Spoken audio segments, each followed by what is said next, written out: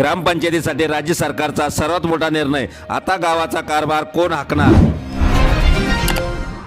ज्या ग्रामपंचायतीची मुदत फेब्रुवारी अखेरीस संपत आहे त्या ठिकाणी विद्यमान सरपंच यांना प्रशासक म्हणून नेमण्याचा निर्णय राज्य सरकारने घेतला आहे। मुदत संपणाऱ्या ग्रामपंचायतीसाठी राज्य सरकारचा महत्त्वाचा निर्णय, विद्यमान सरपंचच प्रशासक म्हणून काम पाहणार आहे। प्रशासनात सातत्य राखण्यावर भर देण्यात येत आहे।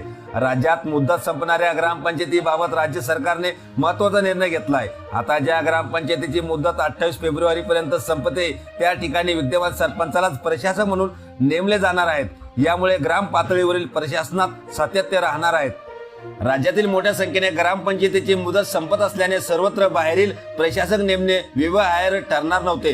पंचायत समितीमधील विस्तार अधिकाऱ्यांची मर्यादित संख्या देखील मोठी अडचण होती। ही बाब लक्षात घेत सरकारने स्थानिक स्तरावरच विद्यमान सरपंच आणि त्यांच्या टीमकडे तात्पुरता कारभार सोपवण्याचा निर्णय घेतला आहे। त्यामुळे प्रशासनात सातत्य, पारदर्शकता आणि वेग राखला जाणार आहे अशी अपेक्षा व्यक्त केली जाते।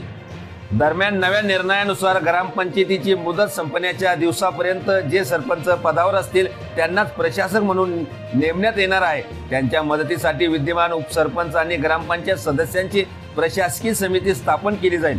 यामुळे स्थानिक पातळीवर निर्णय प्रक्रिया सुरळीत राहण्यास मदत होणार आहे।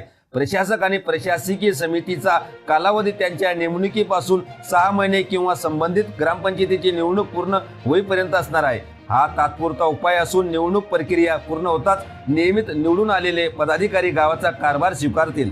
आपल्या परिसरातील ताज्या घडामोडी पाहण्यासाठी, अन्याय अत्याचाराला वाचा फोडण्यासाठी वन डे न्यूजला सबस्क्राईब करा व जास्तीत जास्त शेअर करा।